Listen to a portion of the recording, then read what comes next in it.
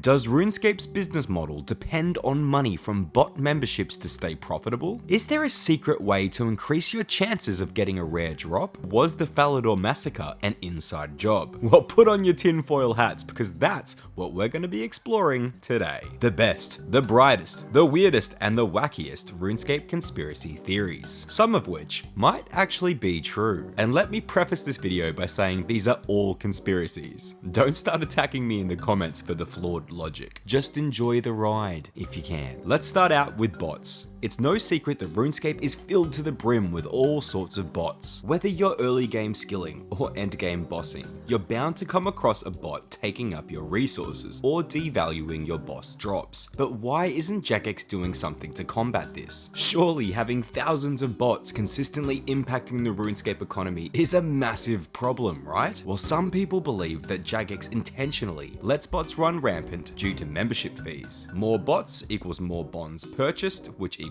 more profit for Jagex. It's quite simple. Not only do bots bring in more money for Jagex, they also inflate the player numbers, which is extremely beneficial, especially when they're looking to change company hands. And let's not pretend that companies don't purchase RuneScape as an investment. They absolutely do. Just like you merching on the Grand Exchange, they are looking to make a tidy profit. Sure, the massive downside is player experience. The more frustrated players become, the higher the chance they decide to quit. But let's face it, where are you gonna go? RuneScape 3? The reality is that many players are pretty addicted at this point, including myself. Well, I guess we'll never really know, but it certainly seems a bit suspicious that bots remain a consistent problem in this game. Anyway, are you currently going dry for a drop? Well, this conspiracy is for you. Listen up, because this could be the answer. Many players believe that Jagex increases your RNG, that being your chance of receiving a rare drop, for returning players, or players who are low on membership. Business-wise, it makes a lot of sense. If you're looking to hook someone to the game after a long break, there's no better way than giving them a few juicy dopamine-filled drops, or getting a player to buy more membership by teasing them with just enough RNG to keep them going. It would be diabolical, but effective. Or what about the conspiracy that every new account is given what's called a drop seed at creation,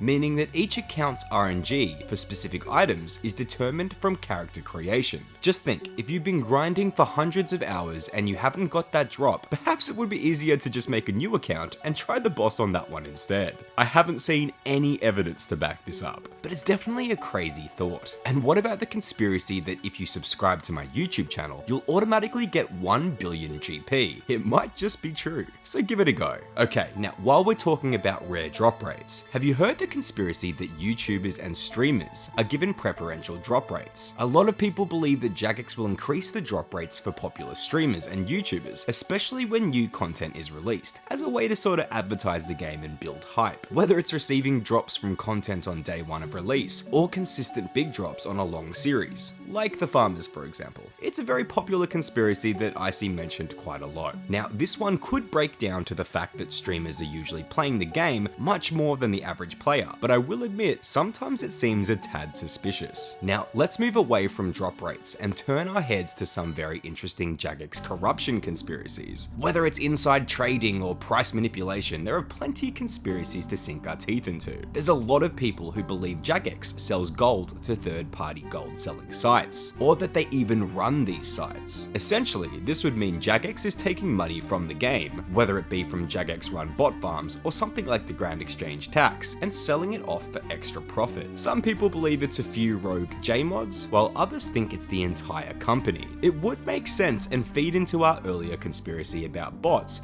if Jagex was actually running their own farms to generate revenue. But something this big would be pretty hard to conceal from the public, so I doubt it's actually happening. But still, the next time you see a bot, look a little closer and see if they have a J-mod crown. And what about this one? Do you think Jagex is tweaking the Grand Exchange prices? For example, what if they were artificially increasing the price of bonds to make them more attractive to purchase with real life money? Besides bonds, I'm not quite sure why they would do this and why it would be beneficial. Let me know if you have any ideas of your own. And of course, we have the inside job conspiracies. Like when in 2009, the price of climbing boots skyrocketed overnight. Some players who had a massive stack of boots became extremely wealthy, which sparked the question, did they know it was going going to happen. Jagex has denied that anyone knew beforehand, and to be fair, these items were very popular in PvP, so it's not too unrealistic to think that some players had big stacks. But it wouldn't be too hard for someone on the inside to give their mates a little tip-off, would it? And what about the famous Twisted Bow spawn that happened a few years ago? It's quite crazy to think that one of RuneScape's most expensive items was randomly spawned on the ground for anyone to take. And the fact that you could obtain multiple bows over and over again was nuts. Some people believe this is actually a get-rich-quick scheme by one of the mods. What if this was added to the game so they could quickly offload a bunch of these to gold-selling sites? This could have made someone extremely rich if they sold them off before anyone else knew about it. And also, if this was done by the entire company, it would have been a pretty good way to hurt the illegal gold-selling sites as well, since there was a rollback. If the websites purchased gold from these bows, or the bows themselves, they would have lost it all. And probably the most far-fetched conspiracy is that the famous Falador massacre was in fact an inside job. For those of you who don't know, this was when a player was able to kill other players across RuneScape in safe areas, without them being able to attack back. The fact that it happened on the 6th of the 6th, 2006